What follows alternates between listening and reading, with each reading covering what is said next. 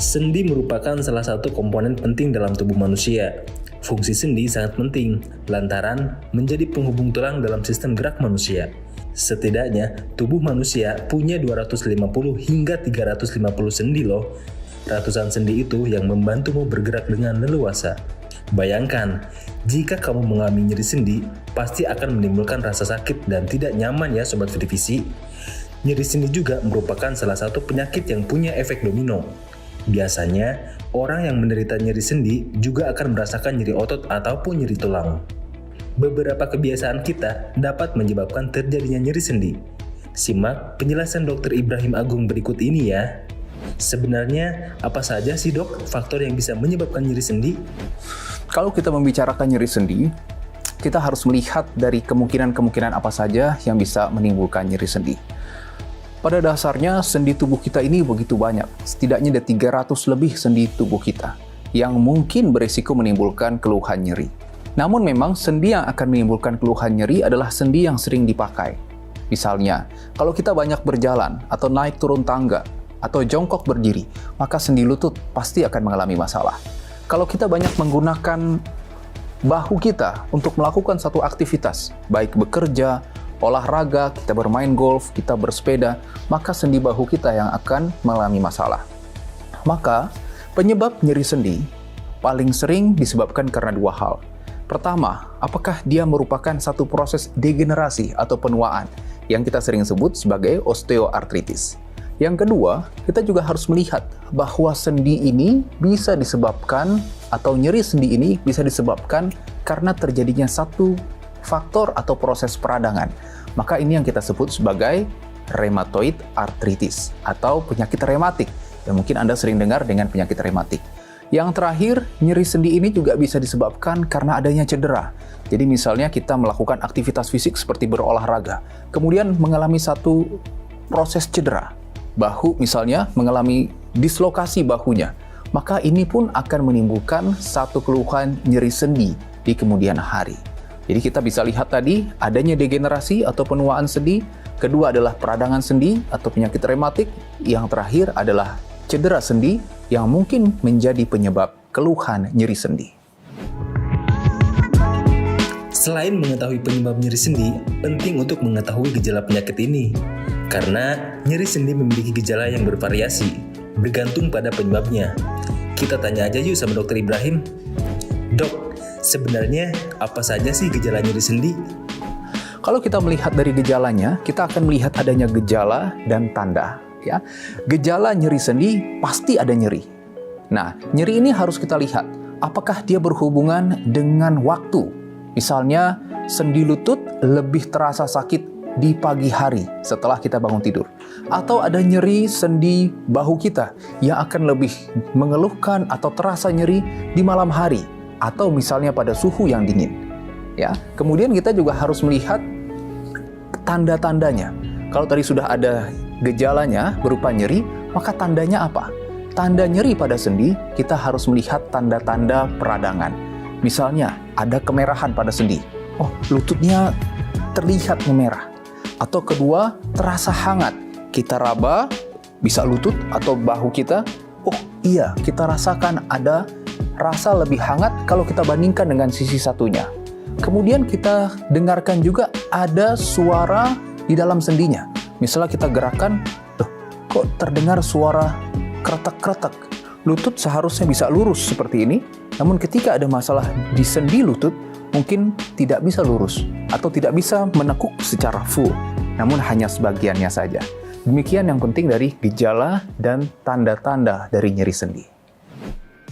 Untuk meredakan nyeri sendi, beberapa cara bisa dilakukan, termasuk rajin mengonsumsi ikan laut. Menurut pendapat sebagian masyarakat, ikan laut dipercaya mengandung gizi yang baik untuk sendi.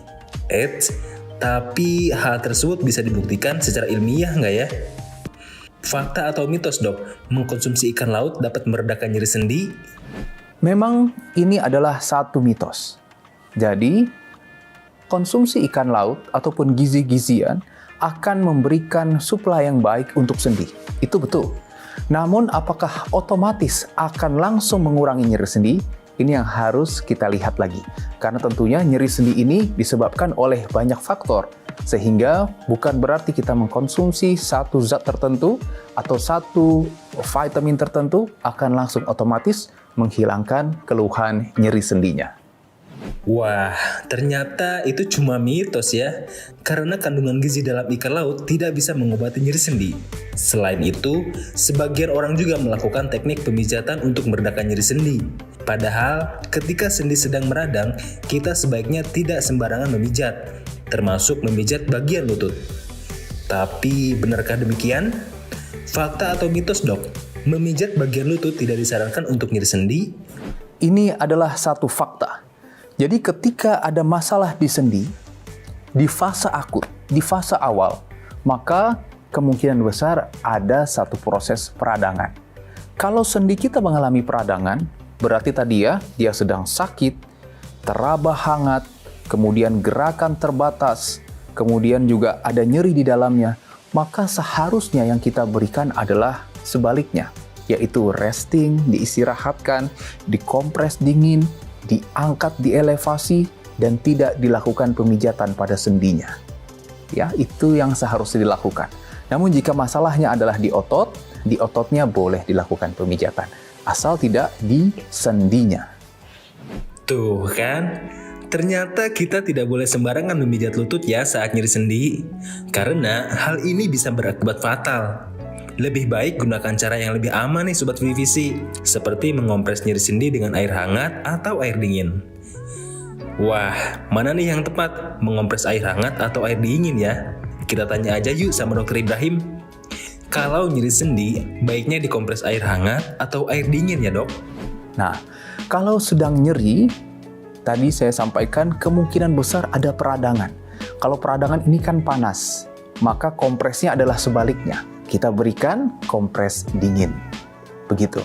Namun kalau otot, misalnya, otot kan tegang, sedang kaku, sedang memendek, maka kita berikan sebaliknya kompres hangat. Jadi kalau sendi yang radang, sendi yang sakit, berikan yang dingin. Pada otot yang tegang, kita berikan kompres hangat. Kondisi nyeri sendi bisa semakin parah jika dibiarkan. Karena itu, ketika nyeri sendi menyerang, kamu harus melakukan beberapa langkah tepat untuk mengatasinya. Misalnya, jika nyeri sendi terjadi di sekitar bahu. Sobat Vivisi dapat melakukan beberapa gerakan berikut ini ya. Ketika Anda mengalami masalah pada sendi bahu, pada dasarnya kita tetap harus melakukan latihan untuk membuat bahu ini tidak semakin kaku. Karena kalau bahu semakin kaku, akan semakin sulit untuk digerakkan, yang tentunya keluhan nyeri pun akan semakin meningkat. Maka hal yang bisa kita lakukan adalah kita melakukan mobilisasi atau gerakan pada bahunya. Oke, pelan-pelan kita putar ke belakang. Tidak perlu terlalu kencang ataupun terlalu jauh, namun kita hanya terfokus pada gerakan bahunya untuk membuat mobilisasi atau pergerakan pada sendi bahunya. Kemudian ke arah sebaliknya, ke depan. Oke, pelan-pelan. Rasakan sendi bahu ini dapat kita gerakan secara luas atau secara fleksibel. Oke, terasa ya, terasa gerakan di sininya. Ketika ini sudah dilakukan, dalam waktu 5 sampai dengan 10 menit, kita sudah siap untuk melakukan peregangan. Kita bisa mulai melakukan dengan peregangan pertama. Setelah kita melakukan mobilisasi sendi bahunya, maka kita bisa melakukan gerakan untuk mengangkat ke atas. Kita bisa berikan bantuan untuk menahan tulang belakangnya, dan kita bantu untuk gerakan ke atas seperti ini. Pastikan agar tulang ini tersupport sehingga kita bisa terfokus hanya pada gerakan di bahunya saja, tidak dengan kompensasi di tulang belakangnya. Ini adalah gerakan yang pertama. Anda bisa melakukan hold sampai dengan 6 hitungan dan diulang 10 kali repetisi. Yuk, turunkan pelan-pelan. Oke, bagus, kerasa ketarik ya. Sekarang gerakan yang kedua. Gerakan kedua adalah menempatkan kepala ke belakang dulu, Dalam posisi menutup, tetap sama seperti tadi, kita bisa berikan tahanan dan kita buka. Yuk, buka ke samping. Oke, kita bisa bantu untuk berikan tahanan dan kita buka seperti ini. Untuk merasakan adanya tarikan dan peregangan pada bahu bagian depannya. Oke, di hold ataupun ditahan sampai dengan 6 hitungan, kemudian kembali ke posisi biasa. Bagus. Ya, kembali Anda bisa melakukan 10 repetisi. Gerakan terakhir adalah mengatupkan tangan ke belakang. Oke, lurus. Dan kita bisa meminta untuk mengangkat ke atas. Yuk, angkat ke atas. Oke. Kita lihat. Oke, rasakan ada yang tarikan bagian depan sampai ke belakang. Hold, ditahan sampai dengan 6 hitungan. Kemudian turunkan perlahan. Ini juga bisa dilakukan dengan 10 kali repetisi. Ya, demikian pembahasan mengenai bagaimana cara mengatasi nyeri sendi. Bersama saya, Dr. Ibrahim Agung, spesialis kedokteran fisik dan rehabilitasi.